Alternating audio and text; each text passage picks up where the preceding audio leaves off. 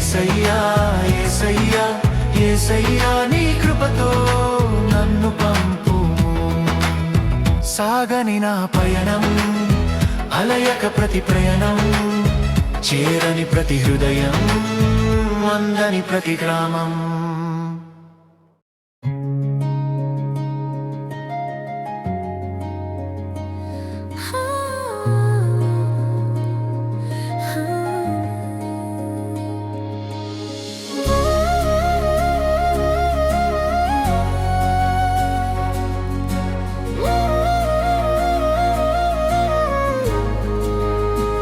మొత్తానికి కుక్కమంగళం చర్చిలో పోయినసారి అయితే ఎవరు లేరు, కానీ ఇప్పుడు మాత్రం ఉన్నారు. వాళ్ళు చాలా బాగా ఎక్స్ప్లెయిన్ చేశారు. ఇదిగోండి, చర్చిలో మెంబర్స్ ఎవరైతే ఉంటారో వాళ్ళందరూ చనిపోయినప్పుడు ఇదిగో ఇక్కడ బరియల్ గ్రౌండ్ అది పాతి పెడతారు.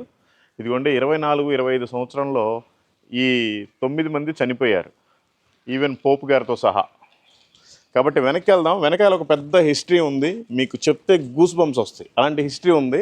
నాకు పోయినసారి వచ్చినప్పుడు తెలియదు, కొంచెమే తెలుసు. ఈసారి ఎక్కువ తెలుసుకున్నాను.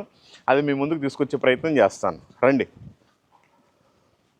గాఢాంధకారలోయలలో నాకు వెలుగై ఉన్న దేవా, ఎండిన ఎడారి స్థితిలో నాకు జీవమై ఉన్న దేవా, నీ కృపతో నన్ను బ్రతికిస్తున్న దేవా,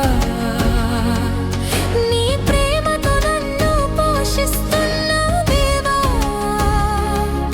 నీ కరుణతో నన్ను కాపాడుతున్న దేవా. వందనం నీకే నా వందనం, వందనం నీకే నా వందనం. ప్రహర్షంతో నింపు మా పెదవులను, నా మోరని సన్నిధికి చేరనీయుము. దృష్టించి మమ్ము విడిపించుము మా దేవా, దృష్టించి మమ్ము విడిపించుము మా దేవా. నీ కృపతో నన్ను బ్రతికిస్తున్న దేవా. సో ఇదిగోండి, సెయింట్ తోమా గారి శిలువ ఎక్కడున్నా కూడా అదిగోండి ఆ ఆకారంలో ఉంటుంది.